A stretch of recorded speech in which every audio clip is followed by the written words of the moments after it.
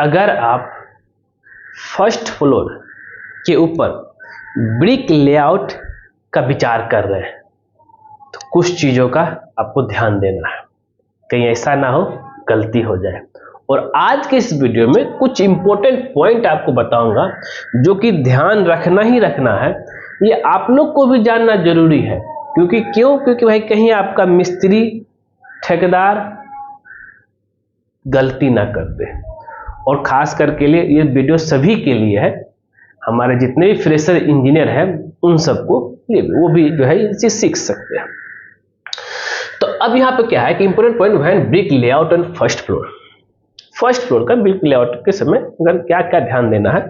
और इसमें क्या है कि कॉलम जो है बाद में ढलाई होगा, पहले ब्रिक लेआउट का यहाँ पे first brick work then column casting वाला बात है। अगर पहले कॉलम कास्टिंग होता तो उसका प्रोसेस फिर अलग हम बताते, अगर आप लोग का डिमांड होगा तो हम वो भी बता देंगे। लेकिन यहाँ पे पहले जो ईंट चिनाई हो रहा है फिर जो है कॉलम ढलाई हो रहा है। अब देखिए, अब ये पॉइंट नंबर 1 ये सबसे इंपॉर्टेंट है। ये जरूरी है कि आपका अब जो रूफ जो है वाटर क्यूरिंग हो जाना चाहिए। कितना दिन भाई? 10 to 14 डेज। अब ऐसा नहीं कि आज ढलाई हुआ 2 दिन 3 दिन 4 दिन बाद ईंट चिनाई कर दिए, ऐसे में तो आपका जो है छत क्रैक हो जाएगा। ठीक है। दूसरा इंपॉर्टेंट पॉइंट, तो वाटर क्यूरिंग इंपॉर्टेंट है। दूसरा है कि आपका जो है शटरिंग जो हम लोग किए थे वो जो है 14 से 21 डेज हो जाना चाहिए, तब जाकर के हम लोग डी शटरिंग करेंगे। अभी 40 से 21 डेज मैंने क्यों लिखा? 15 फीट से तक जो रहेगा आपका रूम का एरिया उसको आप 14 डेज में खोल सकते हैं। जो 20 फीट तक जाता है उसको आप जो है 21 दिन बाद खोल सकते हैं। अब शटरिंग डी शटरिंग में जो है बांस बल्ली जो सेंटरिंग हम लोग किए थे छत ढलाई के लिए उसको पूरा खोल दे। एक चीज खुल जाना चाहिए, ये सब चीज हो तब जाकर के अगर आप ब्रिक वर्क करते हैं तो बेहतर है। नहीं तो अगर आपको काम फास्ट चाहिए तो आपको इंजीनियर के सुपरविजन में तब जाकर के काम शुरू कीजिएगा। अब तीसरा क्या है कि जब हम लोग जो है पॉन्डिंग के लिए जो है तराई के लिए जो पॉन्डिंग किए थे इसको जो हम लोग को क्या करना, रिमूव कर देना है। ठीक है, इतना तक क्लियर है। नेक्स्ट आगे हम बात करते हैं, रिमूव तो कर देंगे लेकिन उसके बाद बहुत सारा डस्ट आ जाएगा। क्लीन द रूफ, छत को आप एकदम साफ कर दीजिए। अगर पानी की जरूरत पड़े तो पानी भी इस्तेमाल कर सकते हैं आप। अब उसके बाद है 5वां पॉइंट। अब यहाँ पे देखने वाली चीज है, ये साफ कर देने के बाद जो है अब जो पहला पॉइंट है, जो अगर यहाँ पे कुछ मटेरियल आपको जो है लेना है। मटेरियल में थ्रेड ले आइए, ये जरूरी है। प्लम बॉब ये आपके पास होना चाहिए, ये 2 इंपॉर्टेंट चीज है। और आपके पास जो है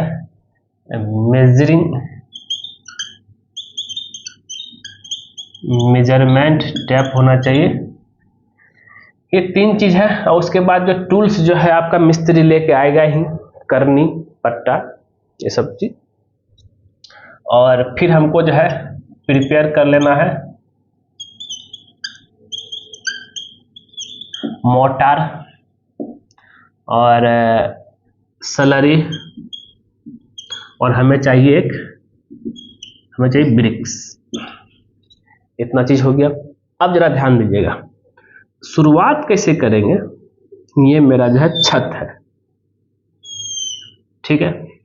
इस छत में जरा ध्यान दीजिएगा, यहाँ कॉलम, यहाँ कॉलम, यहाँ कॉलम को सरिया बस निकला हुआ, ऐसा नहीं कि मतलब कि यह ढला गया है, सरिया निकला हुआ। मैंने आपको बताया था कि ये चीज हम बता रहे हैं कि अगर जो आपका जो है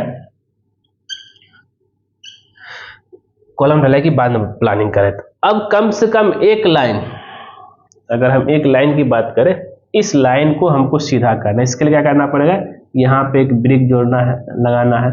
इसका कवरिंग छोड़ करके जो है ब्रिक लगा दिए। इस ब्रिक से यहाँ प्लम्बॉब ले लिए, ये सीधा कि नहीं सीधा है, यहाँ से फिर एक ब्रिक जो है यहाँ लगा दिए, प्लम्बॉब लेके देख लिए फेस इसको।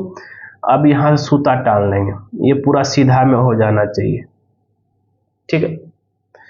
अब ये कवर छोड़ करके जो कॉलम का साइज रहेगा, तो अब यहाँ पे हमें जो है ईटा एक लेयर जो है जोड़ लेना है, याद रहना चाहिए एक लेयर आप ईटा जोड़ लीजिए, इतना आप कर लीजिए, ठीक है। तो यहाँ पे ए, हम इसको ए लेके चलते हैं, इसका लेंथ ए ले लिए, फिर इसके बाद यहाँ ईटा जोड़ लिए, प्रोसेस जरा समझिएगा। फिर एक ईटा यहाँ जोड़ लिए, कॉलम यहाँ पे, फिर आप लाइन थ्रेड खींच लीजिए और एक लेयर जो है आप ईटा जोड़ लीजिए, याद रहना चाहिए। अब क्रॉस चेक के लिए मान लिया मेरा ये ए है, ए डिस्टेंस है, ये मेरा जो है बी डिस्टेंस है। अब ये हमको सी, इस कोना से लेकर के जो है यहाँ तक जो है सी निकाल लीजिए, सी। अब सी बराबर क्या होता है, सी इक्वल टू √/a² + b², मतलब इसको बोलते हैं हम लोग जो है राइट एंगल ट्रायंगल निकालना, बहुत लोग इसको डायगोनल भी बोलते हैं, ठीक है, इसको गुनिया भी बोलते हैं। तो अगर मान लीजिए कि ये मेरा जो है 30 फीट है, ये मेरा 40 फीट है, ये मेरा 50 फीट होना चाहिए। अगर ये 50 फीट इस कॉर्नर से इस कॉर्नर मिल रहा है, इट मीन्स क्या कि मेरा जो है ब्रिक लेआउट पूरी तरह से गुनिया में है। अगर नहीं मिल रहा है तो बदगुनिया हो जाएगा। तो ये दो लाइन अगर आप लाइन 1 और लाइन 2, ये दोनों लाइन अगर पूरा फिक्स हो गया, उसके बाद अब यहाँ मेरा मान लीजिए किचन का लेआउट है, तो यहाँ से हम जो है 5 इंच का ब्रिक लेके जाएंगे, उससे पहले 5 इंच का ब्रिक यहाँ लगाएंगे। तो यहाँ से जो डिस्टेंस दिया हुआ मान लें कि 8 फीट में इसको फिक्स कर लेंगे, ये कॉलम है यहाँ पे, फिर यहाँ पे 8 फीट में इसको फिक्स कर लेंगे 8 फीट डिस्टेंस में। फिर ये लाइन खींच करके ये मेरा जो है ईंट चिनाई कर देंगे। फिर इधर से भी जो है, अगर मान लीजिए इधर से जो मेरा 10 फीट है, 10 फीट में यहाँ पे एक ईंटा जो है फिक्स कर लेंगे, इधर भी 10 फीट में एक ईंटा फिक्स कर लेंगे। फिर अब यहाँ पे इसको फाइनल फिक्स नहीं करेंगे, अब यहाँ पे क्या है कि 3 फीट का मुझे जो है दरवाजा भी देना है। तो पहले फॉल्स यहाँ पे ईटा लगाएंगे, यहाँ पे सूता खींच लेंगे और यहाँ से मेजर करेंगे 3 फीट में इसको फिर जो है ईटा नहीं देंगे, यहाँ से ईटा मेरा जो है हो जाएगा इस तरीके से। फिर ये रहा, और फिर अगर मान ले यहाँ पे बाथरूम का डिस्टेंस इस तरह से मेजर करके जो है आपको जो है करते रहना। यहाँ पैसेज है तो ऐसे ऐसे करके यहाँ पे मान लें रूम है, तो यहाँ से डिस्टेंस ले लेंगे। मतलब एक बार अगर आप ये लाइन मिल गया उसके बाद सब मिल जाएगा। उसी तरीके से आप जो है जैसे अब यहाँ पे एक ईंट लगाए, आप ये लाइन सीधा देखना है तो यहाँ भी एक ईंट लगा दी इसको नाम है पूरा बिल्डिंग का, और इसको सूता खींच लीजिए। सूता खींचने के बाद जब फिर आप जो है एक लाइन, तो पहला जो मेरा जो है लेआउट होगा वो एक लाइन में ही लेआउट होगा, ठीक है। उसके बाद अलग अलग लेआउट जो है हम इसके अब ऐसा नहीं कि जब लेआउट दे रहे हैं तो एक ही साथ जो है 4 फीट तो 3 फीट उठा देंगे, नहीं, सिंगल लेआउट अभी देंगे ब्रिक का। जब मेरा पूरा बिल्डिंग का सिंगल लेआउट कंप्लीट हो जाएगा, जहां जहां मेरा जो भी चीज है, यहाँ पे रूम है, यहाँ रूम है, यह हॉल हो गया, तो दरवाजा के लिए हम जगह छोड़ देंगे 3 फीट 6 इंची, ठीक है।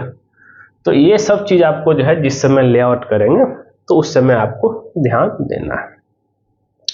तो मोटर जो बनाएंगे, मोटार 1:6 में रहेगा। ब्रिक का जो साइज रहेगा 9 इंची इंटू 4 इंची इंटू 3 इंची रहेगा, लंबाई चौड़ाई ऊंचाई, ठीक है। और तब जा करके, और याद रहे सलरी का कहाँ यूज होगा, ये ईंट देने से पहले जो है आपका जुराई से पहले आप जब क्लीन हो जाएगा इसके ऊपर सलरी डाल देंगे, सलरी के ऊपर फिर जो है मोर्टार डालेंगे, फिर तब ईंट जो है चिनाई करेंगे। इतना रहना चाहिए, ऐसे ही जो मत डालिएगा। तो ये सब चीज़ है जो कि आपको ध्यान में लेकर चलना है जब भी कभी आप जो है फर्स्ट फ्लोर के ऊपर जो है ब्रिक मेसनरी करते हैं तब। हाँ, एक और चीज़ में कुछ चीज़ याद रखना है कि अगर इनकेस मान ले कि यहाँ पे कैंटिलीवर एरिया है तो बालकोनी जाने के लिए एक तो दरवाजा आपको देना, तो उसका भी लेआउट आप कर लीजिएगा। तो बालकोनी के लिए मात्र जो है 2 फीट 6 इंची दीजिए, ज़्यादा जरूरत नहीं है दरवाजा का साइड, बस बाहर निकलने के लिए। तो जहां जहां ड्राइंग के हिसाब से दरवाजा हो उसको दे दीजिए फर्स्ट लेआउट में। खिड़की के लिए जब 3 फीट हाइट जब जाएंगे तो उस समय जो आपको देना है। ठीक है दोस्तों, तो ये था। उम्मीद करते हैं ये वीडियो आपको जरूर पसंद आया होगा। अगर पसंद है जरूर उसको जो है लाइक कीजिए, शेयर कीजिए, कमेंट कीजिए, और खास करके हमारे चैनल को सब्सक्राइब कर दीजिए, क्योंकि जैसे ही आप हमारे चैनल सब्सक्राइब करेंगे उसके बगल में बेल आइकन बन जाएगा, उसे क्लिक कर देगा। उससे बेनिफिट बस होता है जब जब सिविल इंजीनियरिंग पर को नया वीडियो आपके लेके आएगा सबसे पहले आपके नोटिफिकेशन में दिखेगा। वीडियो देखने के लिए धन्यवाद दोस्तों।